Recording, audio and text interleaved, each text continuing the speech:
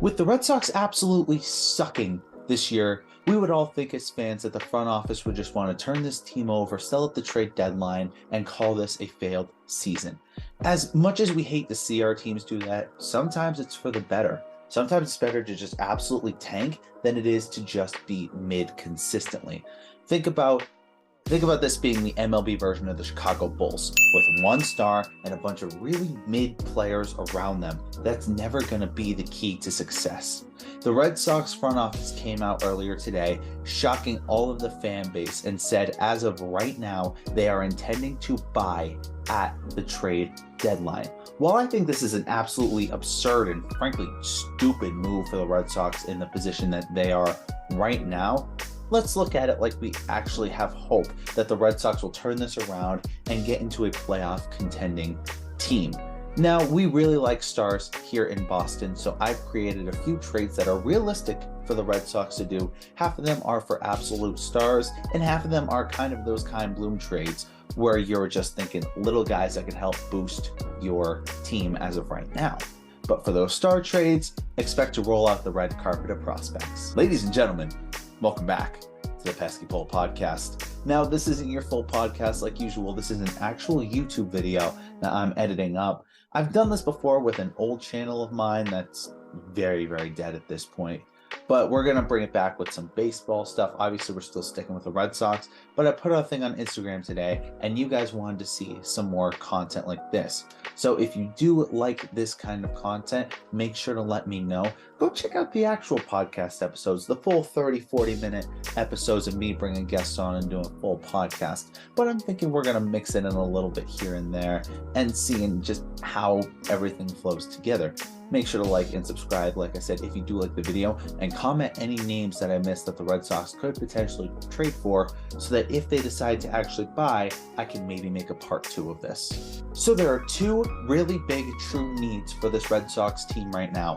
Number one is a competent shortstop who can just play at all. Our shortstops have been absolutely terrible this year. Between Kike Hernandez, Yu Chang, Pablo Reyes, and the speedy rookie David Hamilton, our shortstop position has just been a turnstile of failure at the plate and absolutely atrocious defense. Hell, we might be better off putting 36-year-old Pablo Sandoval over at short, because at least we know we can hit a little. And for the defensive side, he's so fat that if he just sat there, he'll have a better defensive rating just by sitting there and letting the balls come to him.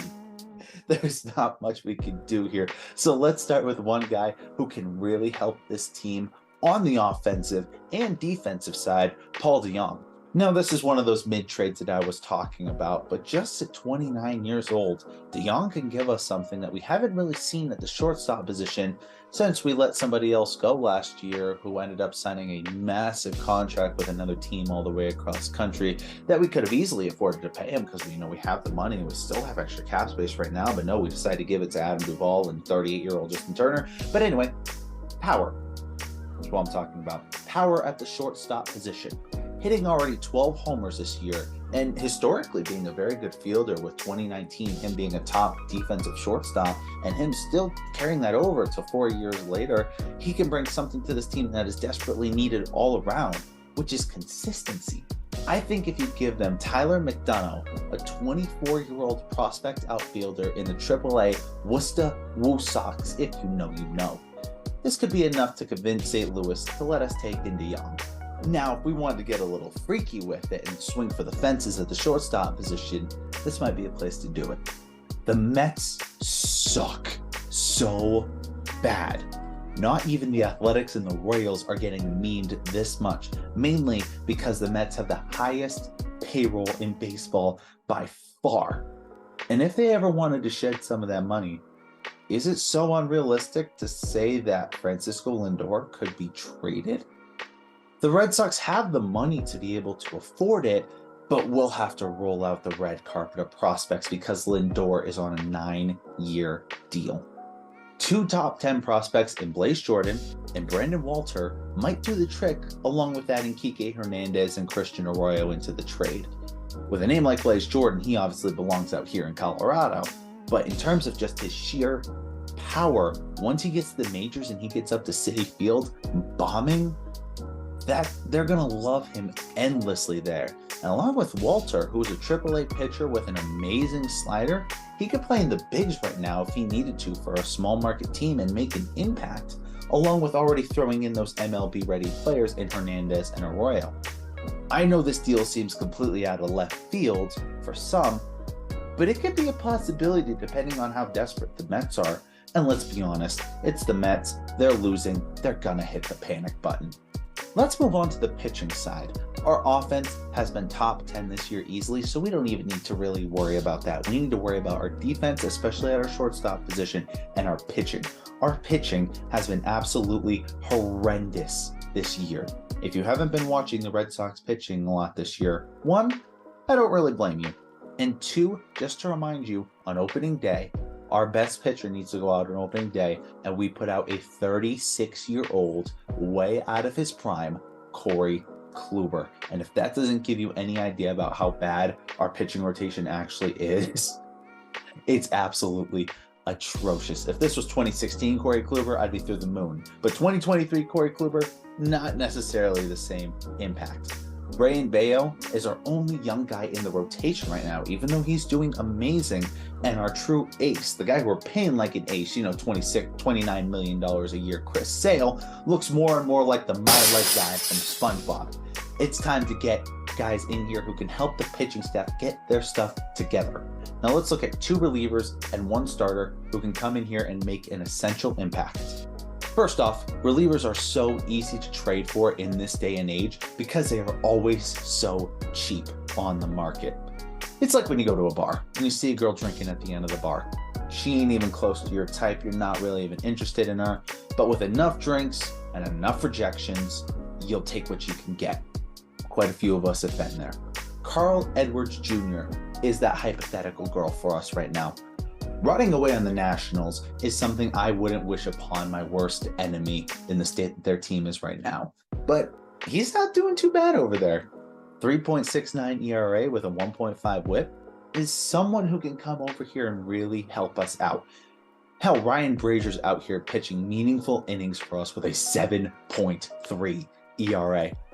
We need all the help we can get. Hopefully, he won't end up like another Andrew Trashner back from 2019 trade deadline, but I think if you throw them a 26-year-old Joey Stock who plays in Single-A Greenville right now, I think we can call that a fair deal. And the second reliever that I want to try and go for is somebody who was one of the few bright spots in the worst team in baseball history. Zach Jackson, only 28 years old with a 2.5 ERA. He's someone you can slide in with John Schreiber, and you have your two setup men, your 7th, 8th inning guys for the foreseeable future. Give them a 22-year-old Victor Santos from AAA, who's one of our kind of highly rated prospects, not in our top 30, but a good prospect for us, and we have a great setup tandem all of a sudden. Now let's make a splash for a starter. Going back to the Mets and how terrible they are, people are already trying to jump ship as soon as they can.